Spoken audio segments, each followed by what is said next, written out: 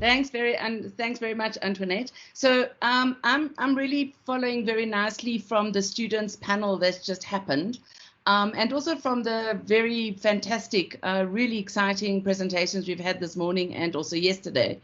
And it's really about a short experiment that I did in semester 1 to introduce students to ChatGPT in teaching and learning, and also in their assessments, asked them to engage with it as we went forward.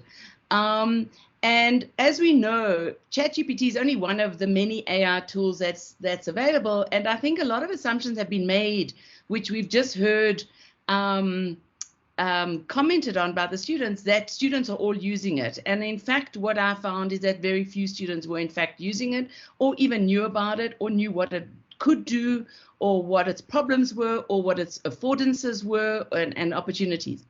So there also needs to be said that in my field, which is the creative arts, in the School of Arts, we have to recognize that AI has been commented on for a very long time as potentially threatening artists' livelihoods.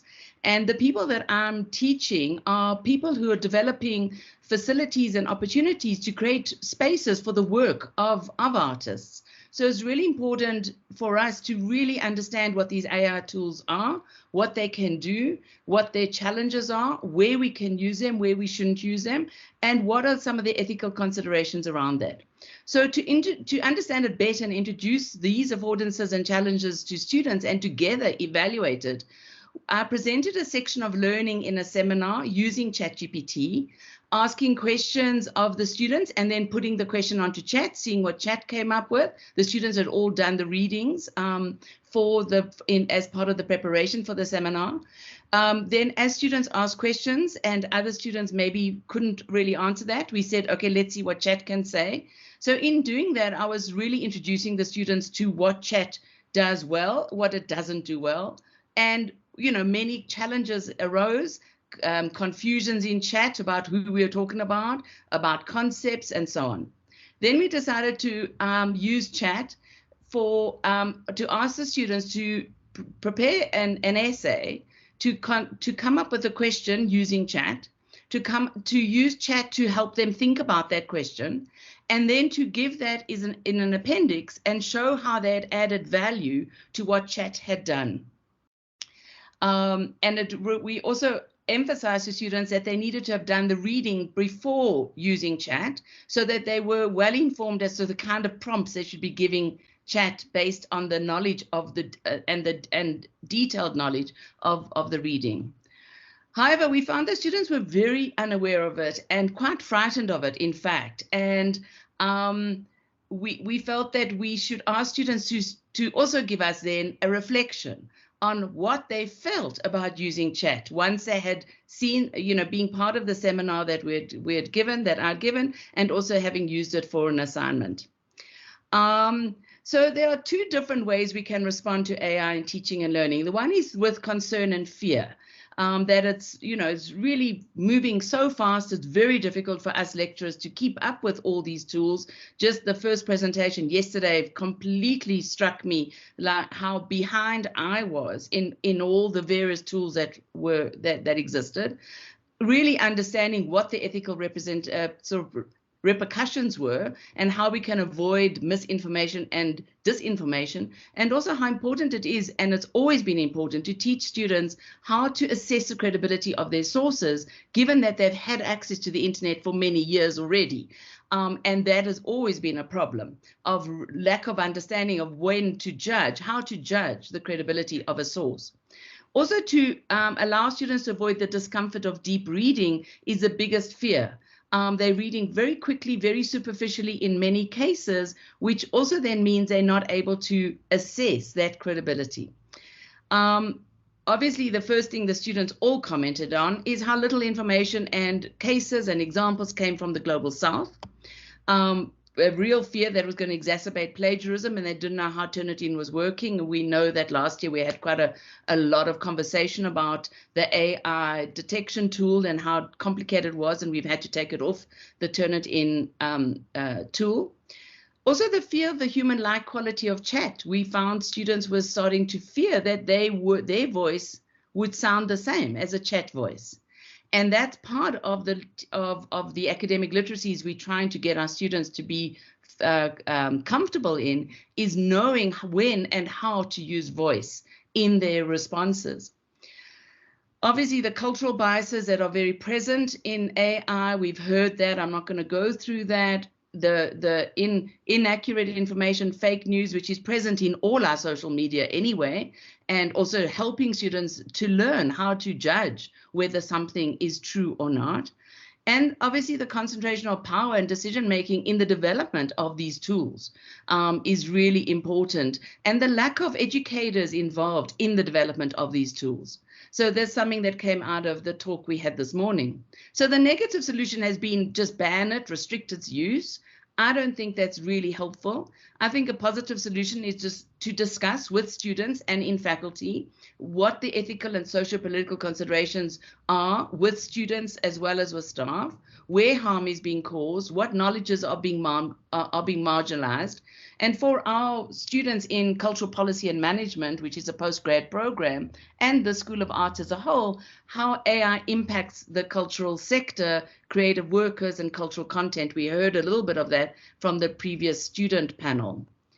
So a more positive response would be an innovative and generative response, which is to say, how does this help us think about an opportunity to address academic integrity? How do we use AI tools such as ChatGPT to help students recognize and understand the importance of acknowledgement of sources, the importance of referencing, all those things that we all struggle with in our various teaching programs? How do we promote authentic learning and cases that really relate to students and help students develop their critical thinking, evaluative judgment, and experimentation? Not to say we don't use AI, as we heard a little bit in the previous conversation, but how do we focus on process in the assessment, on multiple forms of writing or different forms of writing, on using media, podcasts, interviewing students, one student interviewing another, doing video blogs, finding more creative ways for students to show their learning and demonstrate their understanding. Also, we really, as I said, need to teach tools to judge the credibility of information, research, and sources. And we need to draw much more on students' lived experience, their tacit knowledge, their memories, their experience, their feelings, and develop the reflexive capability of our students and move away from content. Content is no longer king. It's more about how you think about the content, how you judge the content, how you create with that content, how we develop these higher order metacognitive responses to think about that.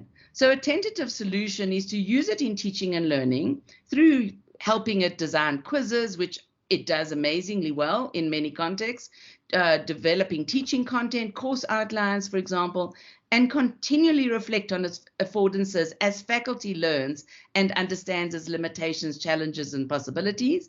And a productive solution for students is to empower them, to harness its affordances, to teach about it, so that we don't make this assumption everybody knows about it. We need to teach what it can do, what its challenges are, how it works, what are the assumptions behind it. Because until we do that, we're not equalizing the understanding and access to these AI tools. Going on, so the way we want to think about ChatGPT is, will it help students to put voice and identity at the heart of graduate studies writing? Because quite frankly, if students have a superficial reading, they will not be able to use ChatGPT productively. So for me, this is an opportunity to again emphasize deep and critical reading. It's even more necessary to assess the credibility of responses from chat, establish appropriate prompts in chat, to reflect on accuracy and assess missing knowledge, to use AI tools to support critical reading. We know that deep literacy has really been eroded by fast-moving social media and internet and so on. AI is not the first disruptive element in our teaching and learning. And I think we need to spend much more time with students about how to read more critically. And also to activate a writing style that is more personalized and reflects the human dimension, differentiating from the machine writing that ChatGPT offers. And this will encourage and demand the use of identity and voice. And also, I feel that this brings us back to writing intensive courses and their affordances, because that's an explicit teaching of academic writing competencies in the disciplinary knowledges that we are teaching about. And that will increasingly, I feel, be critical to our students as AI becomes more pervasive in research, assignments, and assessments.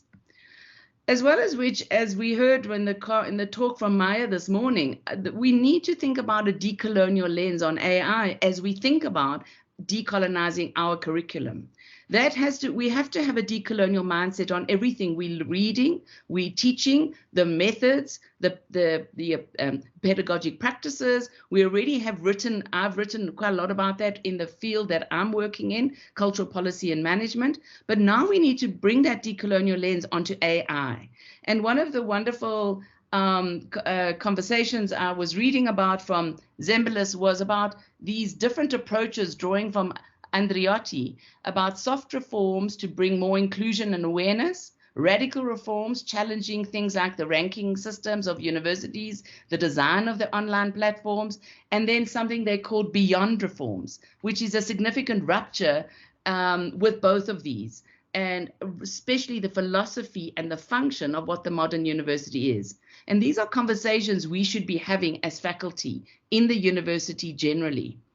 So the experiment, as I said, was to present a section of learning and ask students to assess it as they were developing their essays, the question, the structure, the content, and the opinion, and show how they have added value and bring their voice much more critically to the fore.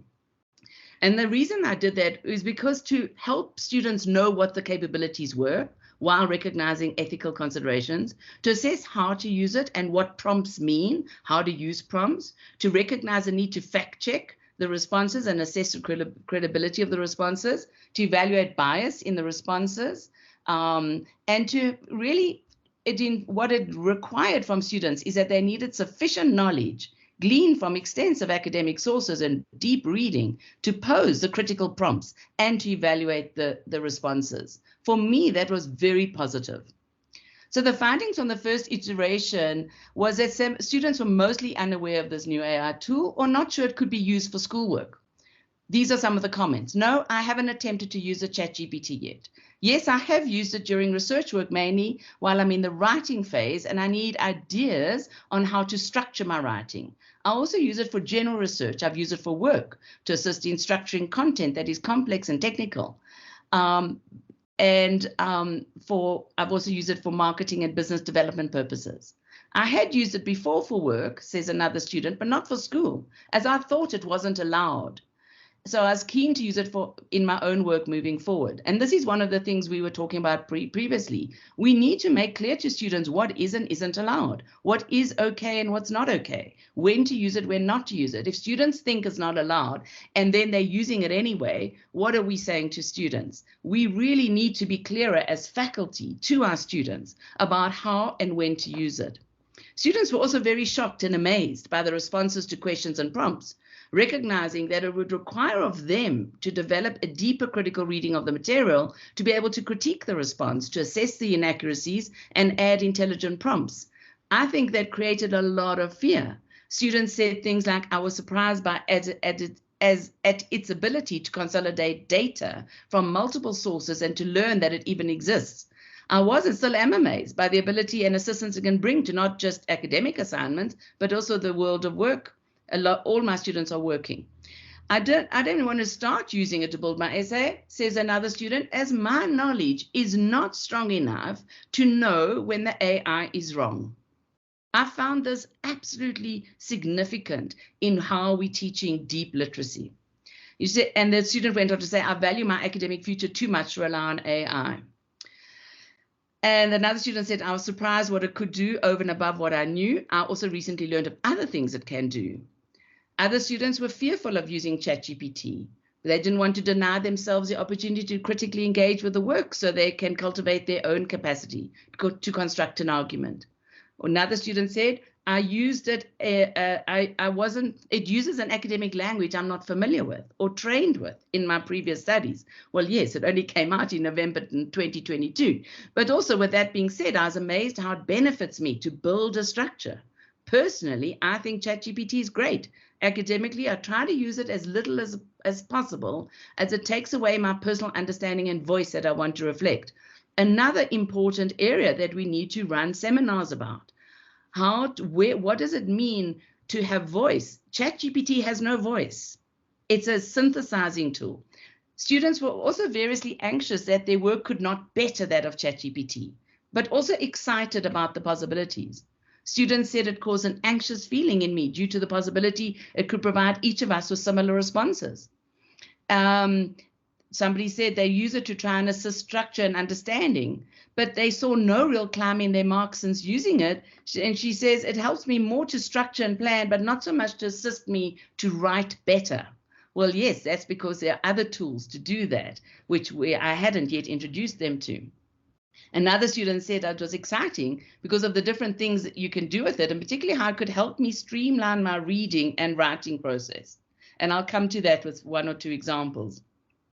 Students were also concerned about the marginalization of African knowledge, cases, references, and one student said it wouldn't allow the cohort, that's the student grouping, I have 10 students in the master's program, to offer different viewpoints since it doesn't have enough references nor examples to offer from the African context. So the first example I want to use of a student then using it is they asked ChatGPT for references for her topic. Sorry, I'm using the her pronoun because all my students are female. Promoting regulatory coherence and balancing cultural flows in support of culture and creative industries. And it gave the following 5 articles. What I found interesting about them is one was South African, one was Indian, one was from a report. And it showed that it was able to combine references that were article-based references, as well as other references that my students really do need to look at. And what ChatGPT then offered to the student was, this is a multidisciplinary subject, and various authors have contributed to the field. In other words, highlighting to the student, you need to check that you're looking at all the various disciplines are involved in answering this question about cultural flows. And then Chat also offered, these authors represent a range of disciplines, including cultural policy, international trade, cultural studies. It highlighted what these disciplines were. Depending on the specific focus of your essay, you can draw upon the work of these authors and others to build a comprehensive and well-informed argument. The student didn't ask for an essay. They just asked for references. The second one is a bit longer, and this is the last example I have, is the student said, I want to write a long essay on the integration of culture in sustainable development for my cultural policy module. I need options for an essay question, which can be answered using the following readings. And they gave readings. I didn't put them all because there wasn't space here, but the readings were variously from Global North journals, Global South journals, books, UN reports such as UNESCO, and various websites. And the ChatGPT offered 3 very interesting topics. And then the student prompted, said, how can I approach these topics? Again, ChatGPT offered, for example, I'll read number 2. To answer this question, you could first explore the role of culture in both UNESCO and the broader Sustainable Development Agenda.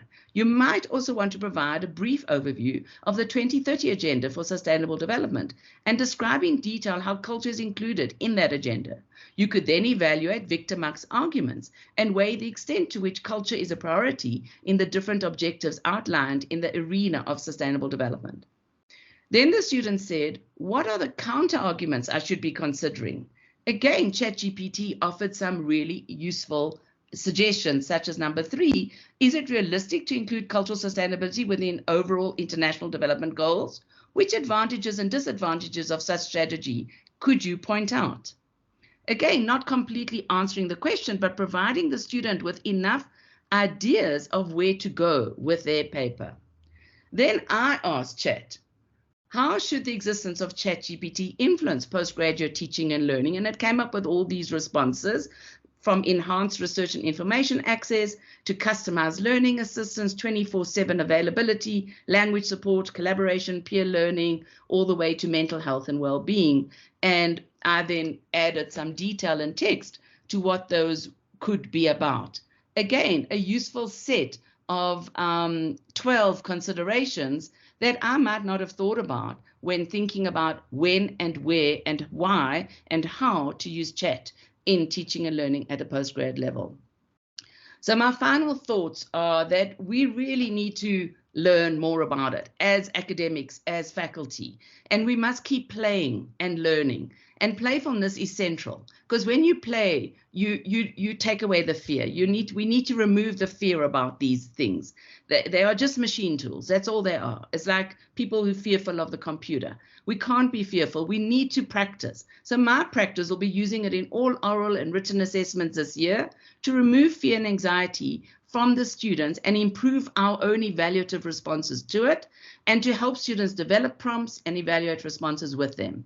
The practice that we should all have is to constantly engage and understand it more deeply, both with academics and with students, and to investigate and play with other tools, such as all the ones we've been hearing about, especially Quillbot, which I didn't know, and I'm so excited to go and learn about it. Second thing, we need to continue to reflect.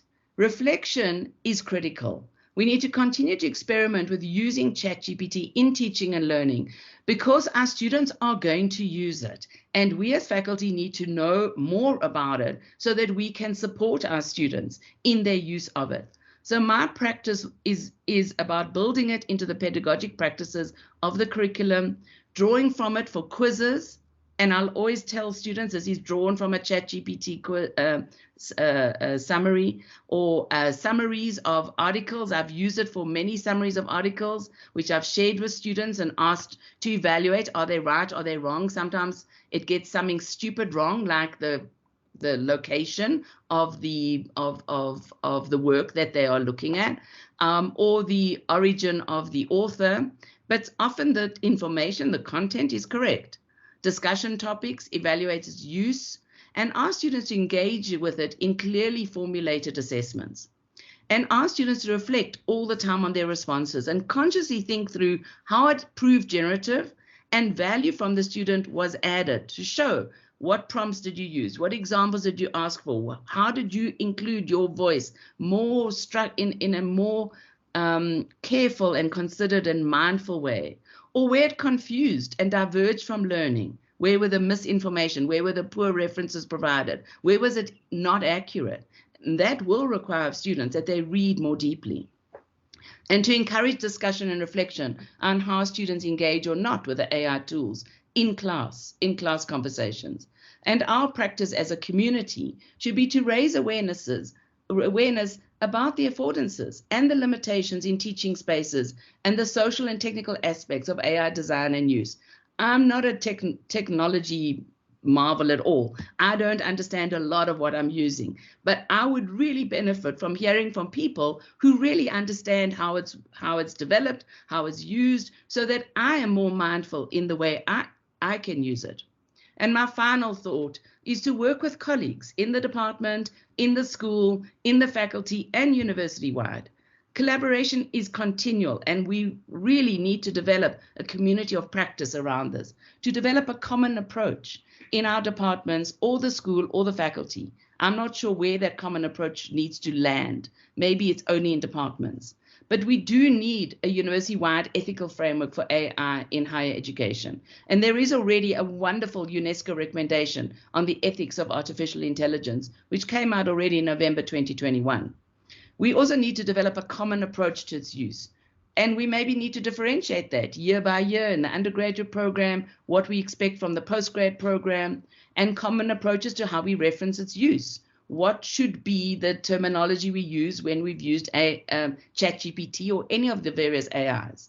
We should develop knowledge, understanding, and consequences for academic integrity and plagiarism, and help students really understand the purpose and the reason we are so focused on plagiarism and academic integrity.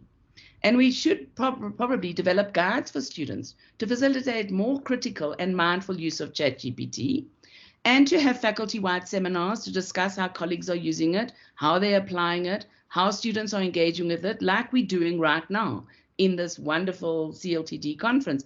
I couldn't applaud it more. It's so needed because we've been all working on alone in silos.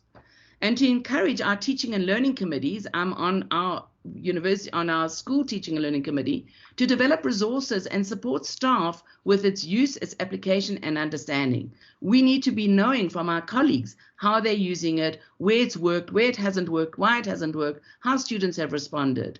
And we need to introduce AI tools into Ulwazi and host seminars and webinars to share that knowledge. So that's all from me. I'd love any comments or conversation. Thank you very much. That was a brilliant session.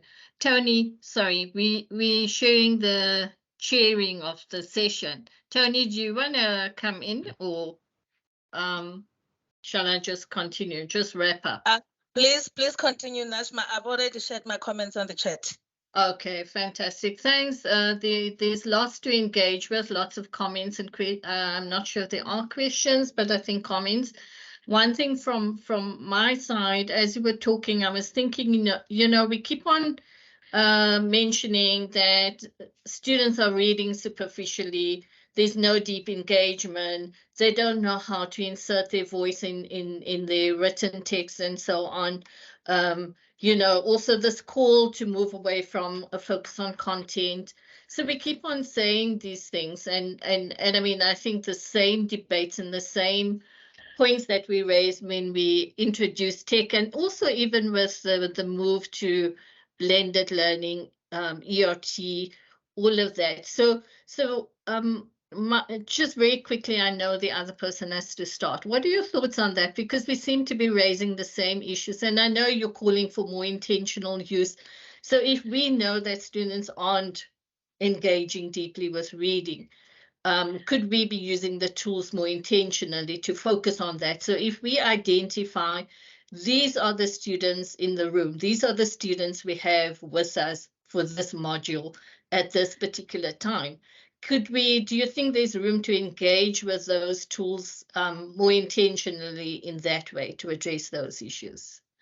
I mean, absolutely, Naj, I do, because I feel that whatever we're doing has been moving us in that direction. And I think the increasing use of writing intensive courses or writing rich content, and the work that CLTD has been doing over the years, the work that the teaching and learning committees have been doing over the years to develop our academic literacies more carefully, is part of this. And I think what ChatGPT gives us the opportunity to do is to help students recognize that they have a responsibility, as we do, to say, how do I use ChatGPT not just to show that I've heard of the topic, let's say, or understand the content, but that I can now demonstrate what I think about it. I can demonstrate how I can apply it. I can demonstrate what examples would show this more correctly from the African continent, or how I could. So it's giving an opportunity for us to say, draw a summary from ChatGPT, for example. Now show how that summary, what does it mean for you compared to your deep reading of this text? What would you have said were the 3 key messages from this article? And compare and contrast Chat's response and your response. For example, there are so many examples we should be using. I also think using it intentionally to say to a student, a lot more oral presentations, a lot more interviews between students of their understanding of what they are learning, because it's too easy in an essay to be able to say to the student, to look at the text and say, it feels like the student really understood it. Now with ChatGPT, we're questioning that as well. So what are we looking for? We have to start being very mindful about what are we asking, what are we looking for to demonstrate, to convince us the student has demonstrated understanding, has demonstrated application, has demonstrated critical thought, has demonstrated all these areas. So yeah, I mean, I think we can go on for a long time, but these are the things I think we as faculty should be having seminars about, conversations about, not just once a year in the CLTD conference, but we should be doing them every month. Absolutely. And you know what, earlier in the chat I was saying we should organize a student-led conference on AI. Yeah, but thank you. This was fascinating, and I wish we had more time. But you can still engage in the chat with people's comments and questions. Thanks for that, Avril. Thank you, everyone. Much appreciated. I really appreciate it. Thank you. Thanks, Nudge. Thanks.